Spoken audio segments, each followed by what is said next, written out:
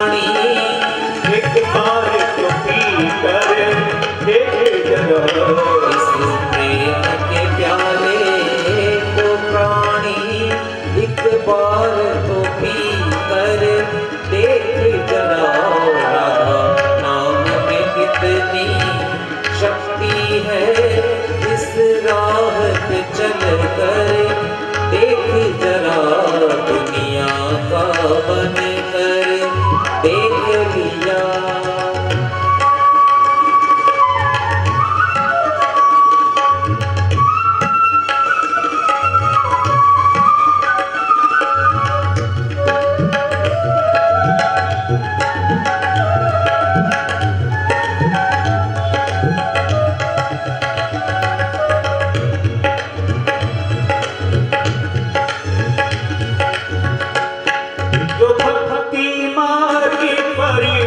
चलते हैं वो जग में अमर हो जाते हैं। जो भक्ति मार्ग पर चलते हैं वो जग में अमर हो जाते हैं।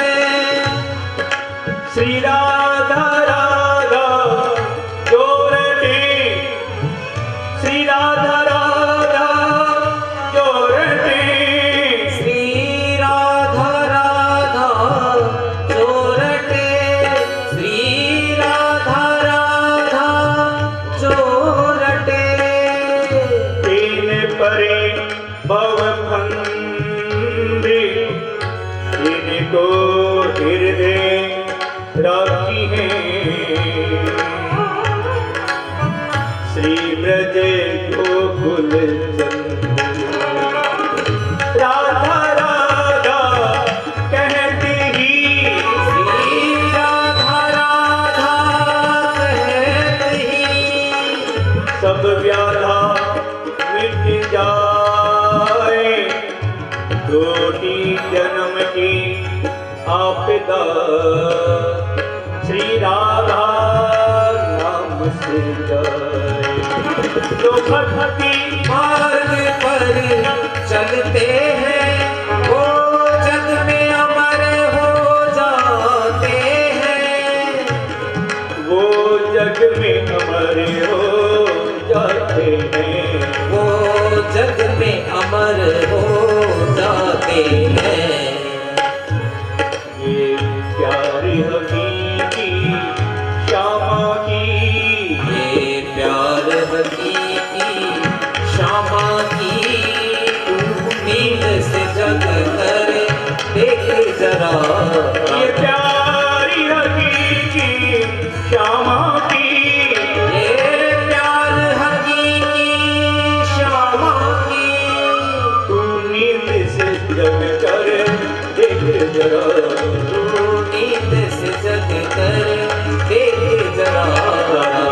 नाम में कितनी शक्ति है, राधा नाम में कितनी शक्ति है, इस राह पे चल कर देख जरा।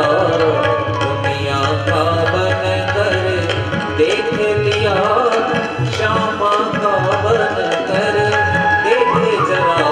उसी राह पे चल कर देख जरा।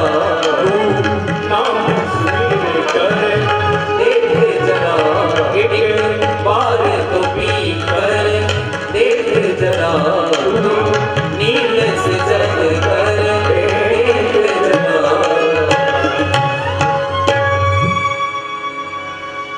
बहुत भटक लिए माता जी संसार में।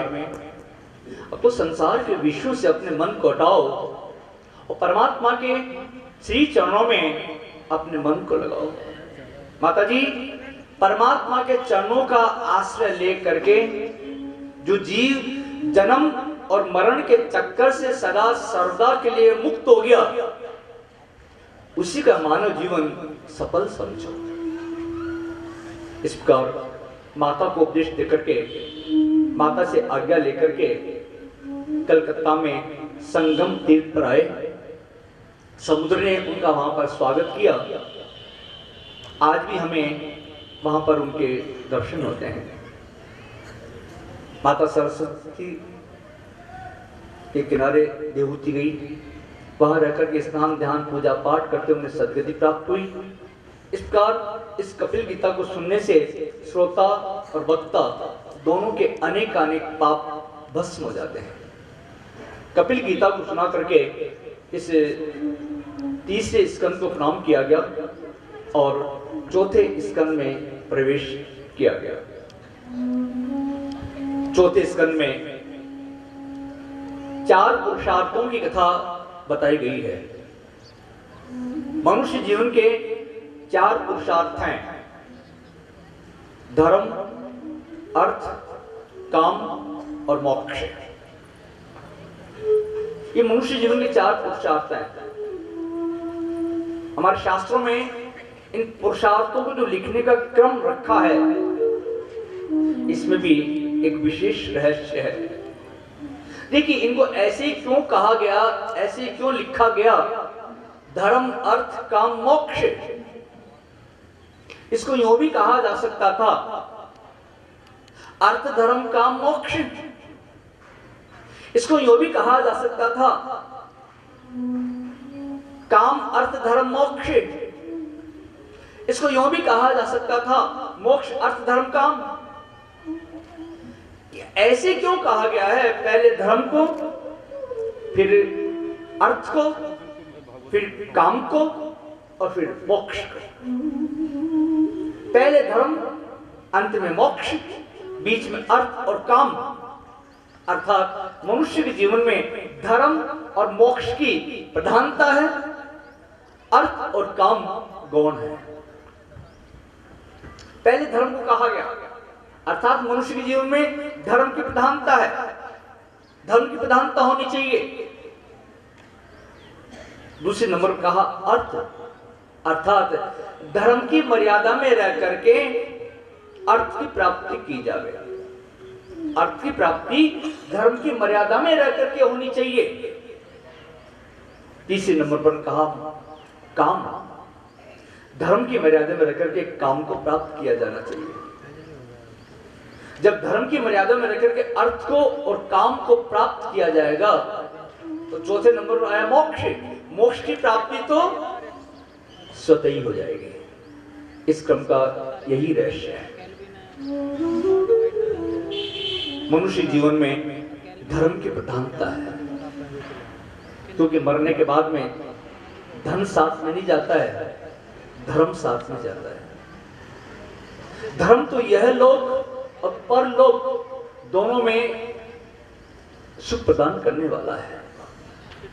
जब से इस संसार में इस मनुष्य ने धन को धर्म से ज्यादा महत्व देना प्रारंभ कर दिया है, तभी से मनुष्य के जीवन से शांति गायब हो गई है। हमारे देश को जितनी आवश्यकता धन की है, उससे कई गुना ज्यादा आवश्यकता अच्छे संस्कारों की है। अच्छे संस्कारों की है। और धर्म की गति भी बड़ी सूक्ष्म है। कई बार करने जाते धर्म और बन जाता अधर्म, क्योंकि सद्भावना के बिना किया गया धर्म अधर्म बन जाता है। सद्भावना होनी चाहिए अपने मन में, और सद्भावना का मतलब है, सत का मतलब तो ईश्वर। ईश्वर का भाव अपने मन में रखो। ईश्वर का भाव रख करके जब सद धर्म करोगे, वो धर्म फलीभूत होगा, वरना वो अधर्म हो जाएगा।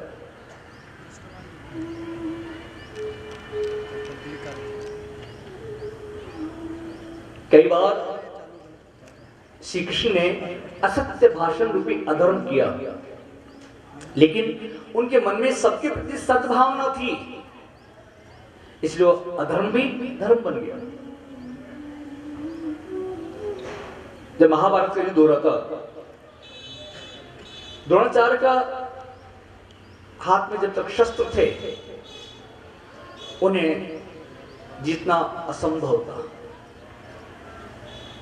और द्रोणाचार्य पांडवों की सेना का विनाश कर रहे थे, धड़ाधड़ विनाश कर रहे थे। श्री कृष्ण सोचते हैं, ये महात्मा जब तक जिंदा रहे तब तक तो पूरी पांडव सेना का ही सफाया कर देंगे।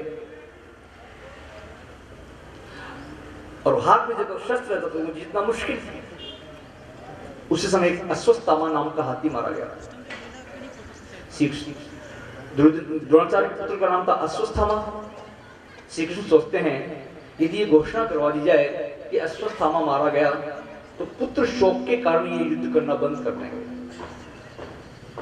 श्री कृष्ण घोषणा करवा दी अश्वत्थामा मारा गया। द्रोणाचार्य सोचते हैं श्री कृष्ण भी झूठ बोल सकते हैं, लेकिन युधिष्ठिर झूठ नहीं बोलेगा। जाकर के युधिष्ठिर से पूछते हैं क्या मेरा पुत्र अश्वत्थामा मारा गया? श्री कृष्ण युधिष्ठिर को पहले ही कह दिया था तुम कह देना अश्वत्थामा मारा गया। युधिष्ठिर बोला मैं झूठ नहीं बोल सकता, मैं तो सत्य बोलूंगा। श्री कृष्ण कहने लगे जिसके बोलने पर सबका कल्याण हो वो असत्य भी सत्य है।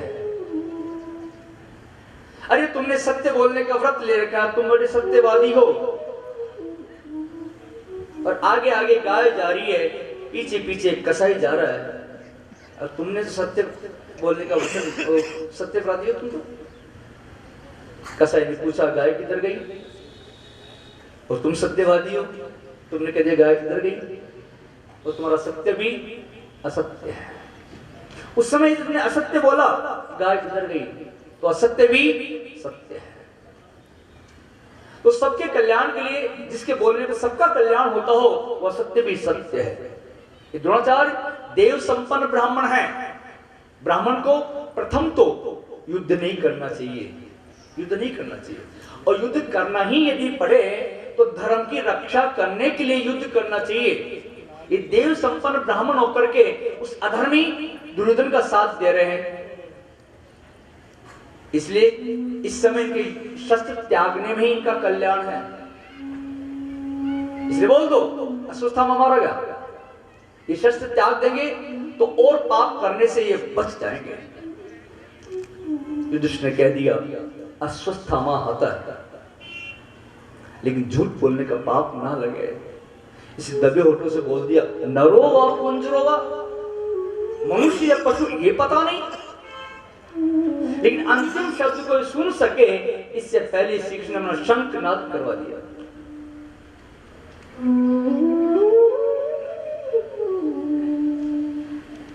महाभारत जब युद्ध हो रहा था तो कर्ण का रथ का जो पहिया जो था वो जमीन में धंस गया। कर्ण रथ से नीचे उतरा और अपने हाथ से उस रथ के पहियों को निकालने लगा।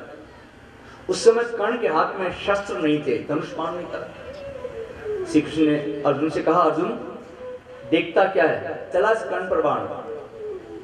कर्ण कहने लगा प्रभु युद्ध का नियम है कि निशस्त्र पर वार नहीं किया जाता है।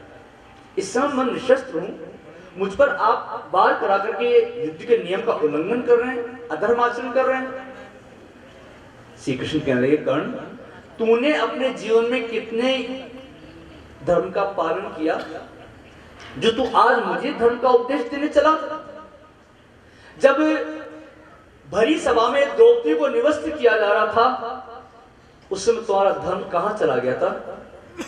क्या तुम्हारा धर्म उस समय यही कहता था कि एक अबला को एक भरी सभा के अंदर सबके सामने निवस्त्र होते देखा जाए? उस समय तुम्हारा धर्म कहां चला गया था जो तुम आज मुझे धर्म का उपदेश देने चले हो? दूसरी तरफ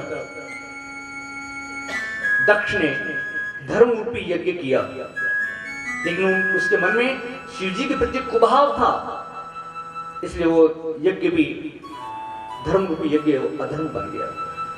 और इधर श्री कृष्ण के मन में सबके प्रति सद्भाव था, फिर भी असत्य भाषण रूपी अधर्म किया, लेकिन वो अधर्म भी धर्म बन गया।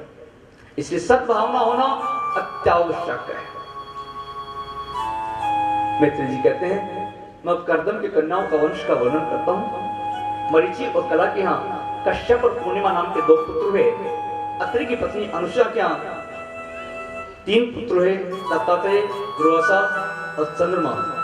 ये तीनों पुत्र ब्रह्मा विष्णु शंकर के अंश से उत्पन्न हुए।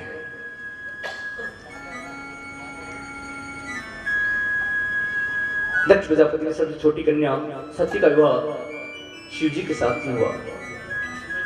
दक्ष प्रजापति ने शिव जी का अपमान किया, इसलिए शिव जी ने, सती ने अपने शरीर को यज्ञ में भस्म कर लिया। विदुष महाराज को बड़ा आश्चर्य हुआ।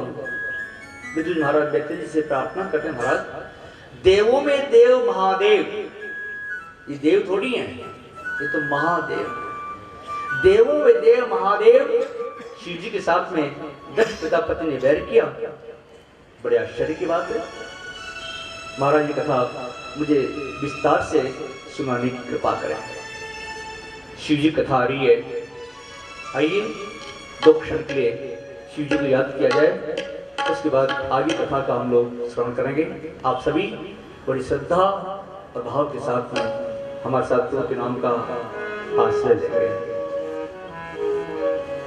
हरि ओम नमः शिवाय, हरि ओम नमः शिवाय, हरि ओम नमः शिवाय, हरि ओम नमः शिवाय, हरि ओम नमः शिवाय, हरि ओम नमः शिवाय, हरि ओम नमः शिवाय, हरि ओम नमः शिवाय, ओम नमः शिवाय, हरि ओम नमः शिवाय, हरि ओम नमः शिवाय, हरि ओम नमः शिवाय।